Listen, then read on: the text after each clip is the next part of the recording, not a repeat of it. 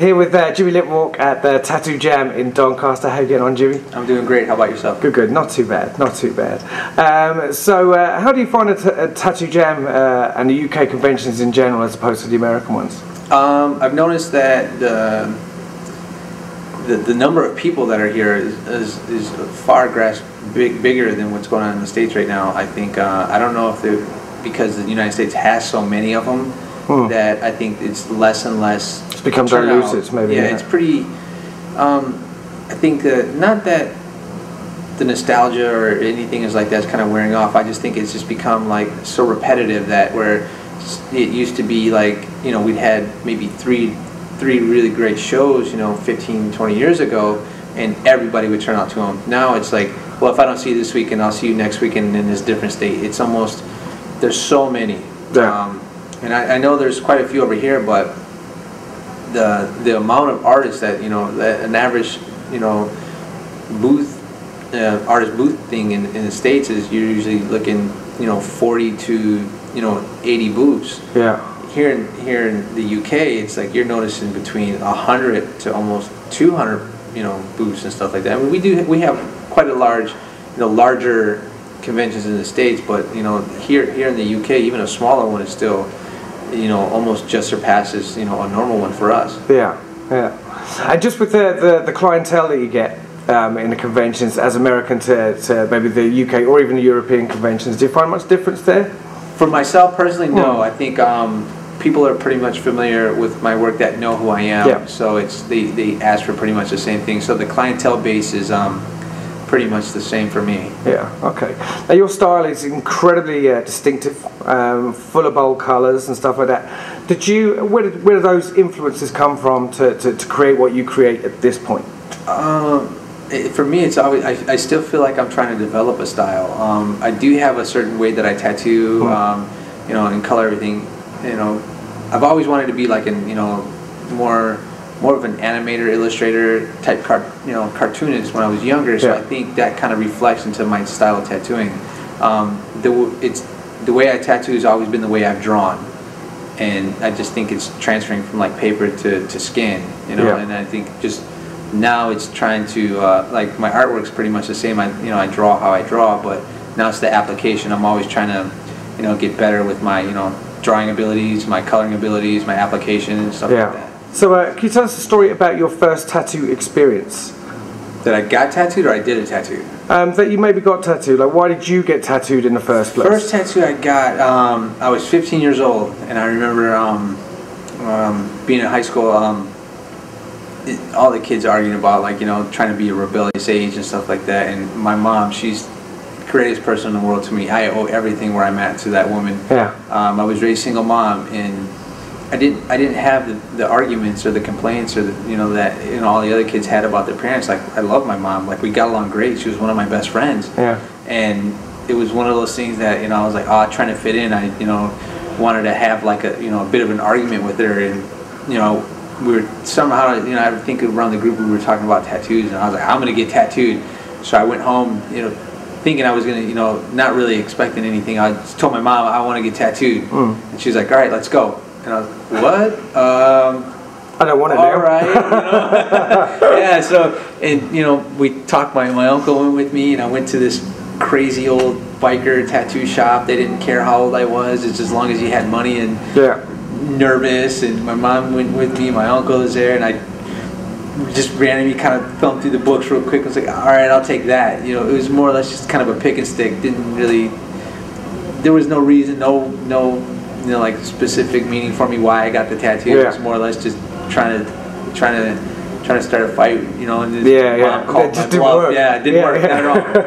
But I thought I was the coolest kid that had, you know, half my sleeve was rolled up when I went, just to kind of poke out a little bit, you know. I was 15 years old, you know. And if your mum had said, "Oh, I love it," you would have gone, "How do I get this off?" Yeah. No, it's I thought it was really cool. You know, my first experience. But and do you still have that tattoo visible? God, no. It's covered up. It's covered up. Okay. Yeah, it's actually covered twice. Covered twice. Yeah. Okay. It wasn't even until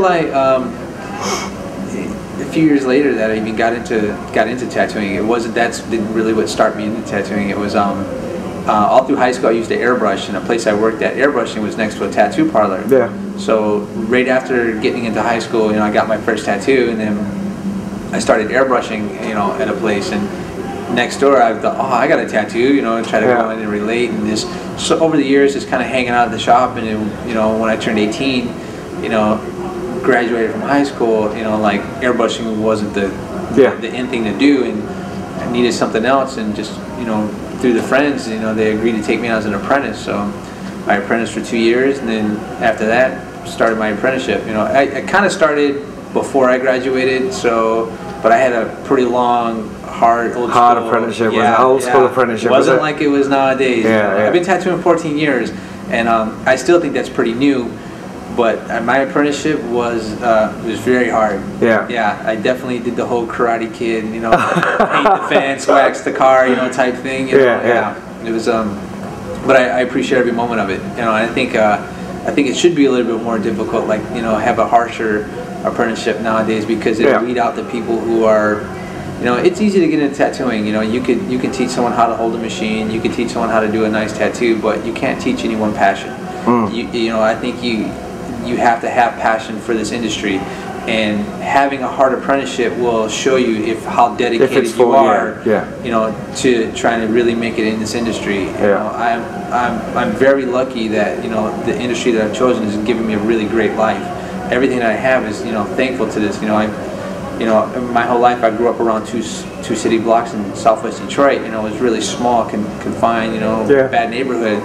And now I went from that to I get to travel the world. I got friends all over this planet. And I owe everything that I have to tattooing. And this is one of those industries that it will give you exactly what you give it. If you treat this thing with very hard work and dedication, it'll pay off for you. But if you try to come in real quick and rape it, just think you're going to be, just take it and use it for what it's worth, your life expectancy will just be in and out quick. You're not going to make a great name for yourself. For as big an industry this thing is, it's really small. It's still a real tight-knit community. Tight-knit community, absolutely, I mean, it's still growing, but like that. But I think it's, it doesn't take much to create a bad name for yourself here. No, not at all, not at all. And do you think the lines between tattooing and, I mean, it's kind of weird because for many years, a gripe of a lot of artists was that tattooing didn't get the same kudos maybe that mainstream art got. Yet now it seems to be blending. A lot more, there's a lot more illustrative tattooing coming into the fore and stuff like that. Do you think that tattooing is becoming a more acceptable art form? And it doesn't matter if it's acceptable to other people, but do you think it is becoming more acceptable to other people? I do. I think, it's sad to say, with, the popularity of TV shows and stuff like that it's a double-edged sword.